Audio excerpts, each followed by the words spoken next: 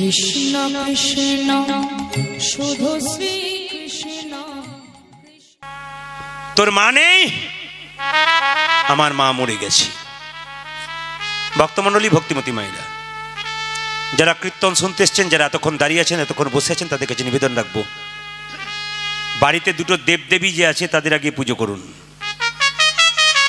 কৃষ্ণকে পুজো করবার দরকার নাই, জীবন্ত দেবদেবী দুটো বাড়িতে আছে, ওদের আগে পুজো করুন।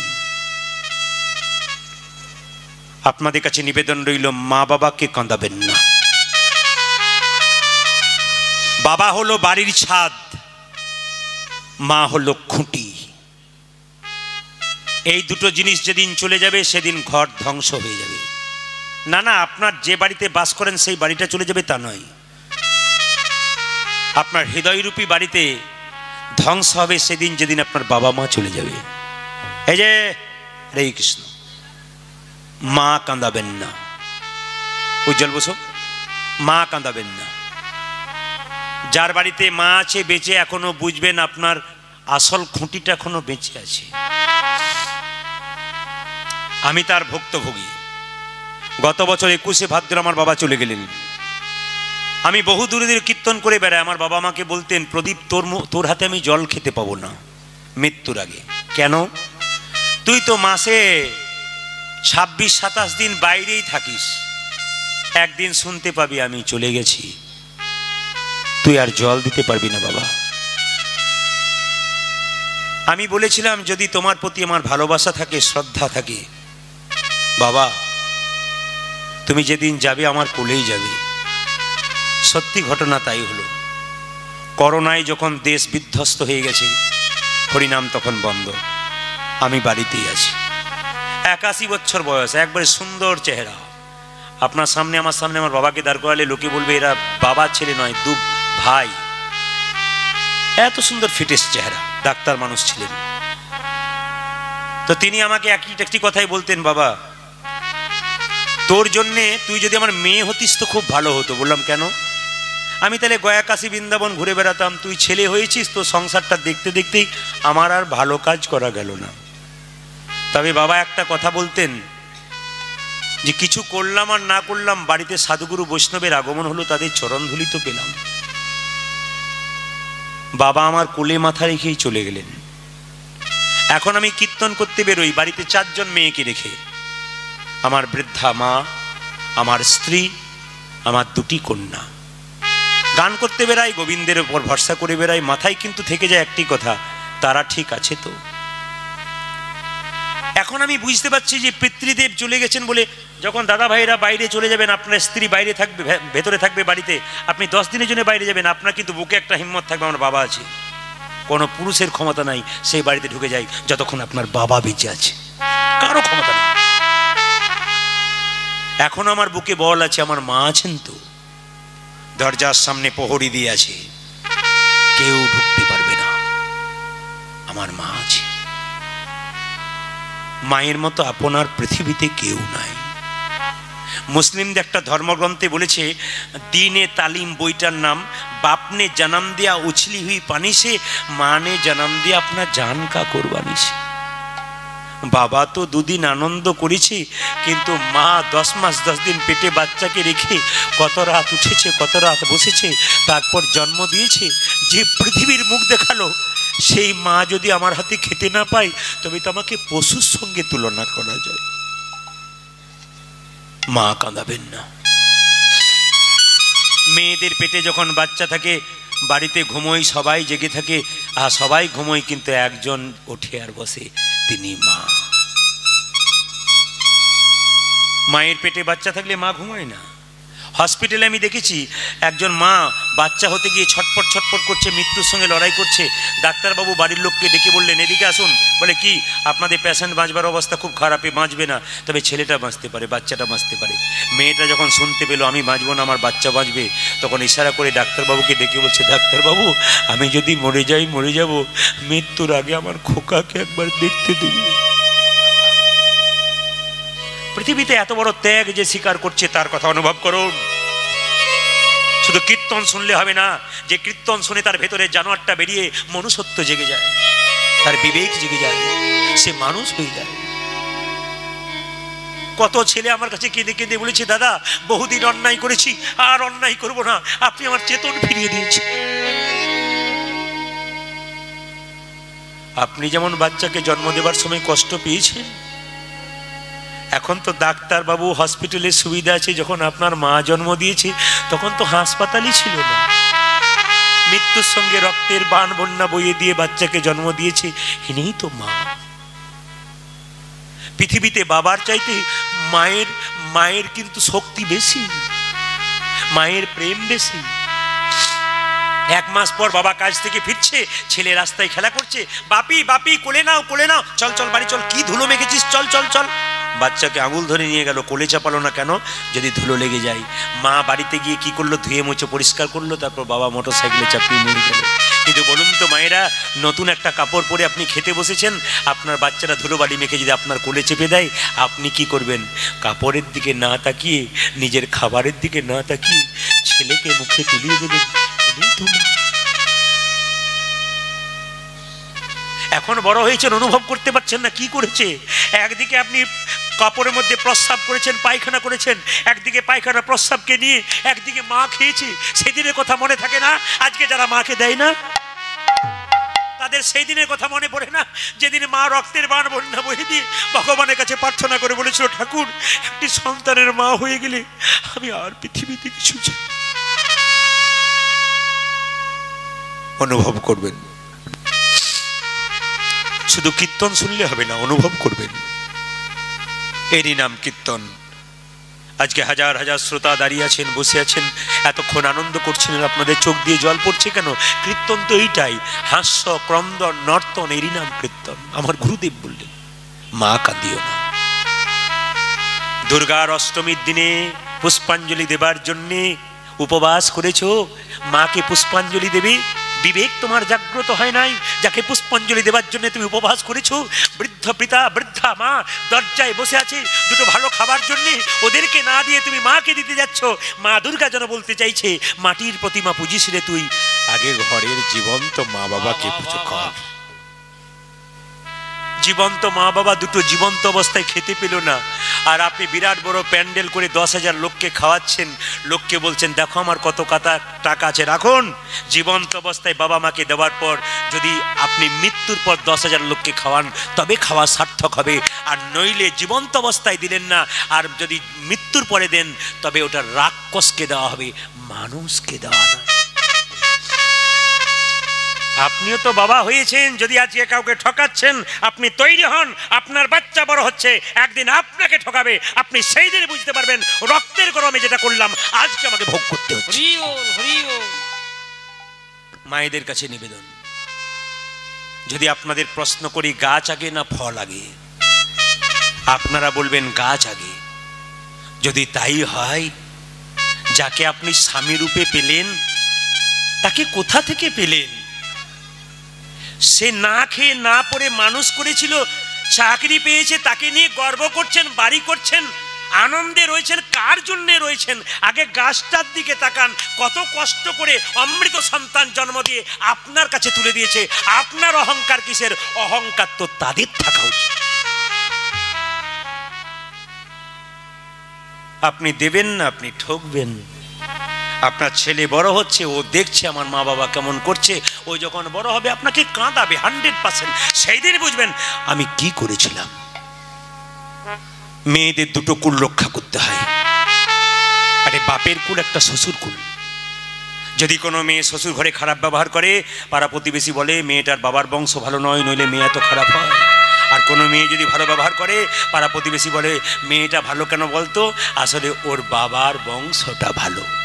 যদি বাবা মায়ের মান রক্ষা করতে চান তবে নিজের শ্বশুর শাশুড়িকে ভালোবাসতে শিখুন। সবচাইতে লজ্জার ব্যাপার কি জানেন? একটা মায়ের পেটে একটা বাচ্চা 10 মাস 10 দিন জায়গা হয়, কিন্তু সেই ছেলে কলকাতায় ফ্ল্যাট কিনলে মা বাবার একদিনের জন্য জায়গা হয় না।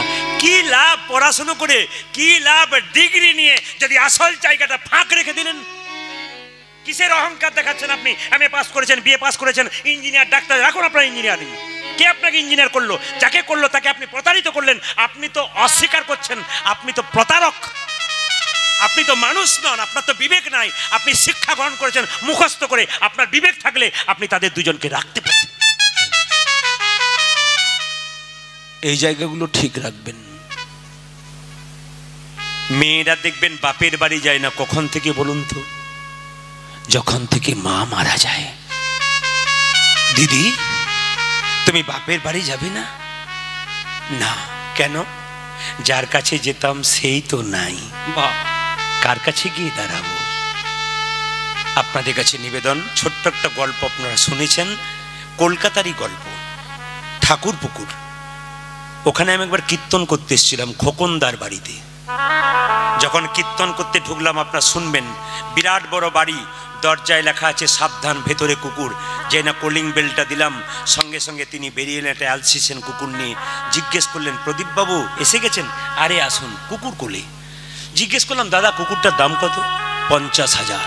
খাই কত? 1,000। আচ্ছা কীর্তন কদিন হবে? 4 দিন, আপনার 1 দিন আর 3 জনের 3 দিন। আচ্ছা বেশ বেশ। বাড়িতে গেলাম, সেবা করালেন, জল দিলেন, সব কিছু করলেন। জিজ্ঞেস করলাম বাড়িতে কজন আছেন?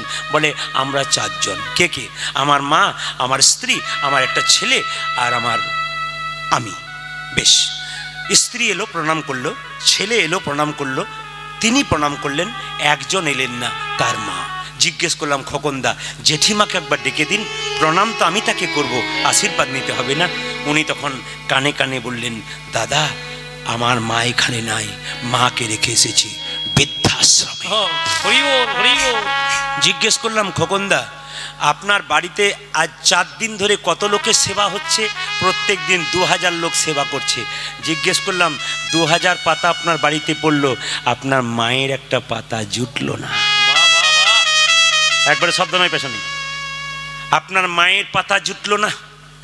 উনি তখন চোখে জল ফেলতে বলতে বললেন, প্রদীপদা একটা কথা বলবো, পুরুষ ভালো হয়, রমণী রমণীর শত্রু, মেয়েরা আমি আমার কথা নয় কিন্তু উনি বললেন খুব ধিক্কারে, মেয়ে মেয়েদের শত্রু। আমরা যখন ভাইয়ে ভাইয়ে জন্ম নিয়েছি মায়ের কোলে, এক পাতাই খেয়েছি, মাকে যা চেয়েছি তাই দিয়েছি। যখন থেকে দুটো রমণী 2 ভাইয়ের পাশে চলে এলো, তখন থেকে বাধা সৃষ্টি হয়ে গেল। উনি বললেন ওনার কথা, কীর্তন হয়ে গেল। শেষে আমি বললাম, ঠিক আছে দাদা। উনি বললেন, পরের বছর আবার আসুন। বায়না করলেন। ঠিক গান হবে 1 মাস আগে ফোন করছেন, প্রদীপবাবু গানটা হবে না। কেন? উনি কাঁদছেন। কি হয়েছে? 1 মাস আগে আমার মা চলে গেছে। এইদিকে এইদিকে এইদিকে। 1 মাস আগে আমার মা চলে গেছে। শিক্ষাটা দেখুন। বলছে, প্রদীপবাবু আমার মা আমাকে মৃত্যুর আগে যে শিক্ষাটা দিয়ে গেছে, আমার ভেতরটা কুঁড়ে কুঁড়ে খাই। আপনি আসরে আসরে বলবেন, যদি যদি কারো চৈতন্য হয়তো হতে পারে। বললাম কিরকম? এদিকে বলে, আমি যখন বৃদ্ধাশ্রম থেকে ফোন পেলাম আপনার মা মৃত্যুর সঙ্গে লড়াই করছে, একবার দেখে যান। শুনবেন মন দিয়ে। মাকে দেখতে গেলাম, আমার স্ত্রী, আমি, আমার ছেলে। আমি সেই দিন বললাম, আচ্ছা খোকনবাবু আপনার স্ত্রী গিয়েছিল? বলে হ্যাঁ। কি করছিল? আমার মায়ের পাটা ধরে মাথাটা নিচু করে বসেছিল। আপনি কিছু বলেন নাই? বললাম, কি গো আজকে কেঁদে কি হবে?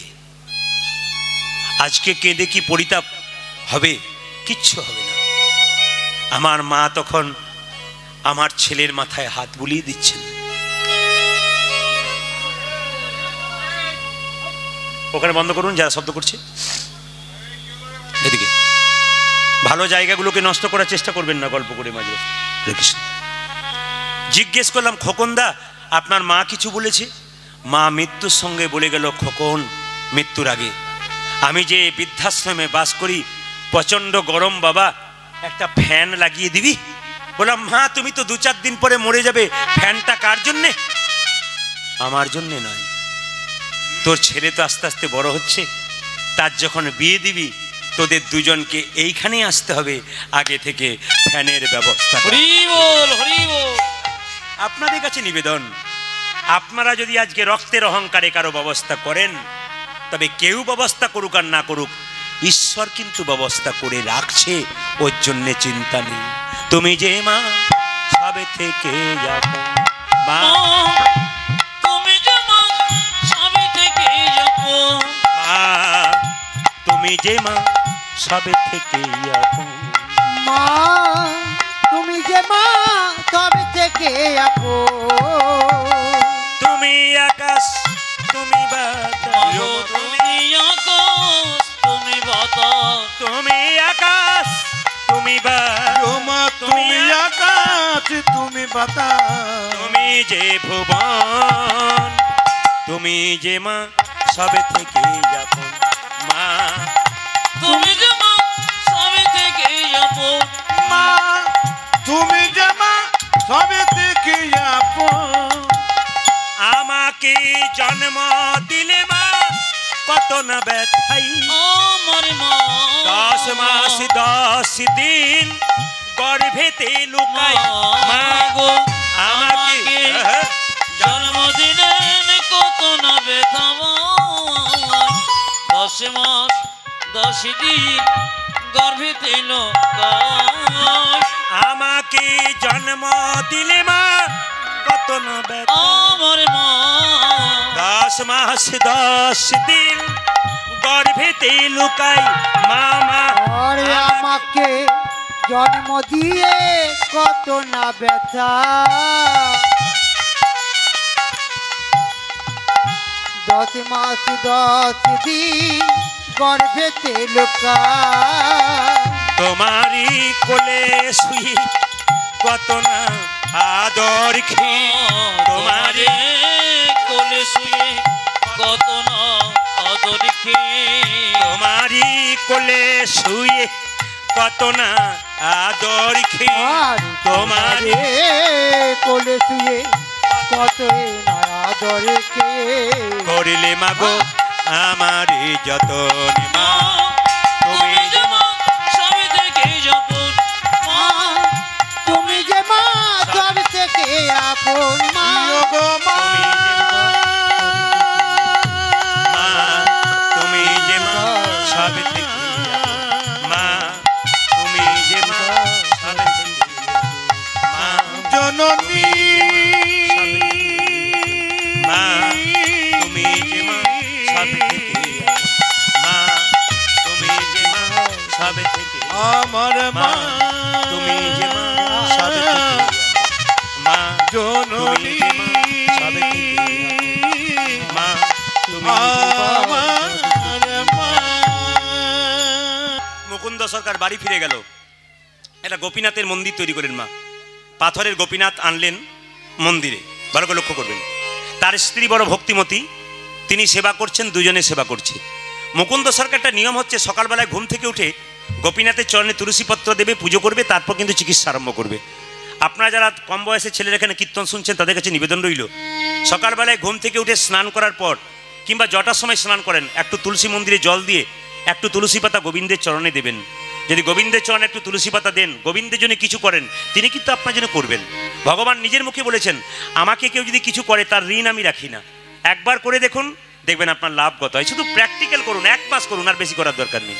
আপনাদের বলে যাই, মুকুন্দ সরকার চিকিৎসা করছে, প্রচুর লোক দাঁড়িয়ে আছে, মহাপ্রভুর আশীর্বাদ আছে, যাকে তুমি চিকিৎসা করবে তারই রোগ ভালো হয়ে যাবে। মালদা গৌড় বলে একটা জায়গা আছে মালদাতে, একজন মুসলমান নবাব, তার নাম হচ্ছে হুসেন শাহ। তার পেটের যন্ত্রণা হয়েছে, কোনো মতে ভালো হচ্ছে না। একজন বলল, নবাব তোমার পেটের যন্ত্রণা ভালো হবে একজনের কাছে গেলে। বলে কোথায়? বর্ধমান জেলার শ্রীখণ্ডে। নবাব বলল, তাহলে আমি যাই। তখন লোকে বলল, না না তুমি যাবে ঠিক কথা, একটা শর্ত আছে, সে কিন্তু গরিবের চিকিৎসা করে, বড় লোকের করে না। তা তুমি নবাব চিকিৎসা করতে যাবে, তোমার তো করবে না, তাহলে তোমাকে একটা কাজ করতে হবে, তুমি যদি ফকির সেজে যেতে পারো তোমার চিকিৎসা হতে পারে। নবাব হোসেন শাহ বলছে, আরে বাবা, যদি আমি ফকির সেজে যাই তাতে ক্ষতিটা কি, আমার তো রোগ ভালো হয়ে যাবে। নবাব হোসেন শাহ ফকির সেজে গেল কোথায়? শ্রীখণ্ড গ্রামে মুকুন্দের কাছে। যেতে যেতে জিজ্ঞেস করছে, ভাই এই যে ভাই, বলে কি ওই মুকুন্দ কবিরাজের বাড়ি কোনটা? একজন বলল, মন্দিরে সোজা চলে যান, দেখবেন কীর্তন হচ্ছে ওই জায়গাটা। আর একজন বলল, না না লাইন দিয়ে লোক দাঁড়িয়ে আছে চিকিৎসা করাচ্ছে ওই জায়গাটা। নবাব হোসেন শাহ ছুটে এলো, দেখলো প্রচুর লোক লাইন দিয়ে দাঁড়িয়ে আছে, সবাই আগে দাঁড়িয়েছে, পেছনে পড়ে গেছে। সবাই বলছে, বাবা আমি বুড়ো মানুষ, আমার পেটে খুব যন্ত্রণা, একটু আগে জায়গা করে দাও। সবার দয়া হলো, নবাব হোসেন শাহ ফকির সেজে সামনে দাঁড়িয়েছে। মুকুন্দ কবিরাজ যখন সকালবেলায় গোপীনাথের পায়ে তুলসী পত্র দিচ্ছে, নবাব মুসলমান হলে কি হবে, হিন্দু বলুন আর মুসলমান বলুন, যারা প্রকৃত হিন্দু, যারা প্রকৃত মুসলমান, যারা প্রকৃত খ্রিস্টান, তারা সব ধর্মের কাছ থেকে শিক্ষা গ্রহণ করে নেয়। এই যে আমি কীর্তন গান গাইছি, আপনারা অবাক হবেন, ইউটিউবে কিন্তু আমার প্রচুর মুসলিম শিক্ষক থেকে আরম্ভ করে একবারে লেবার কাস্টে যারা আছে, যারা সাধারণ কাজ করে, সেই মুসলিম ভাইয়েরা পর্যন্ত আমার একেবারে ভক্ত। তারা প্রায় আমাকে ফোন করে, বাবা আপনার কীর্তন আমাদের বাড়িতে সবাই শোনে, আপনার কীর্তনে শিক্ষা আছে তো, আপনি এত সুন্দর শিক্ষা দেন, মানুষের জীবনটা পরিবর্তন হয়। এখানে হিন্দু মুসলমান খ্রিস্টান বলে কিছু নেই, সবার কাজে লেগে যায়, মহা ওষুধের মতো। ওই জন্য আপনাদেরকে বলে রাখি, নবাব বলছে, বা মুকুন্দ তুমি সকালবেলায় ঘুম থেকে উঠে এত সুন্দর গোপীনাথের পায়ে তুলসী পত্র দিচ্ছ, তোমার কাছ থেকে একটা শিক্ষা পেয়ে গেলাম। আমি নবাব, আমি সকালবেলায় ওপরওয়ালাকে স্মরণ করব, তারপর কাজ করব, তবে আমার কাজ ভালো হবে। মুকুন্দ তখন গাইছে, হে গোবিন্দ, হে গোপীনাথ, তোমাকে তো আমি সোনার মন্দির তৈরি করে দিতে পারবো না, আমার টাকা নেই, তবে আমার মন মন্দির আমি তোমাকে রাখবো। এই জন্য দেখবেন বড় বড় দাদা তো একটা ভালো পোস্টে আছেন, আমার এখানে বিএসএফ জওয়ান, আমার মোবাইলে আপনারা যদি সার্চ করেন তাহলে দেখতে পাবেন 20 থেকে 22টা আছে। তারা বলে, দাদা আমরা যতই মানে খুব মানে কষ্টের মধ্যে কাজটা করি, খুব আমাদের একটা আছে আর কি, মানে কষ্ট আছে রাস্তাটাতে, হ্যাঁ, যে কোনো সময় আমাদের মৃত্যু ঘটতে পারে, কিন্তু আপনার কথায় আমরা গীতা রাখতে পেরেছি, আর আপনার কথা একটু একাদশী করি, আমরা সময় মতো আপনার কথা একটু কৃষ্ণ নাম করি, আর ভগবানের উপর বিশ্বাস করে দিয়েছি। প্রভু এখনো পর্যন্ত কিছু করে নাই, আমাদের বিশ্বাস আছে প্রভু কিছু করবে না। এই বিশ্বাস যদি ভেতরে থাকে, বহু মানুষ ভক্ত হয়ে গেছে, আপনারা হবে। এমন মানুষ ছিল কপালটা শ্মশান ছিল, কোনোদিন তিলক নিত না, সেই লোক তিলক নিচ্ছে। এমন মানুষ ছিল মায়েরা যে আমিষ খেত, নোংরা খাবার খেত, সে নিরামিষ খাচ্ছে। এমন মানুষ ছিল যারা সোনার মালা নিয়ে ঘুরে বেড়াতো, তারা এখন সোনার মালাও পড়েছে, ফাঁকে তুলসীর মালাটাও পড়েছে। কীর্তন শোনার পর তাদের পরিবর্তন হয়ে গেছে। এই জন্য তুলসীর মালা আপনারা পড়বেন। মুকুন্দ সরকার পড়েছে, তার স্ত্রীর কাছে গিয়ে বলছে, কই গো ঘরণী, এ কি আমার হলো গো স্বামী, এ কি আমার হলো গো স্বামী, এ কি আমার হলো গো, এ কি আমার হলো গো। মাইরা মুকুন্দ সরকার যখন বাড়ি ফিরে এলো, তখন দেখতে পেল তার স্ত্রী যন্ত্রণায় ছটফট করছে। কি হয়েছে, কি হয়েছে তোমার? দেখি তোমার জিভ দেখি, দেখি তোমার চোখ দেখি, হাত দেখি, পা দেখি। আমি সারা বাংলা চিকিৎসা করে আমার স্ত্রী রোগ ধরতে পারছি না কেন? রাত্রিবেলায় মহাপ্রভু মন্দিরে কেঁদে কেঁদে বললেন, প্রভু আমি সারা বাংলা চিকিৎসা করছি, আমার স্ত্রী রোগ ধরতে পারছি না কেন? মহাপ্রভু বললেন, ওরে মুকুন্দ, আমি যা ভেবেছিলাম তাই হয়েছে। সারা বাংলা চিকিৎসা করতে করতে তোর ভেতরে অহংকার হয়ে গেছে।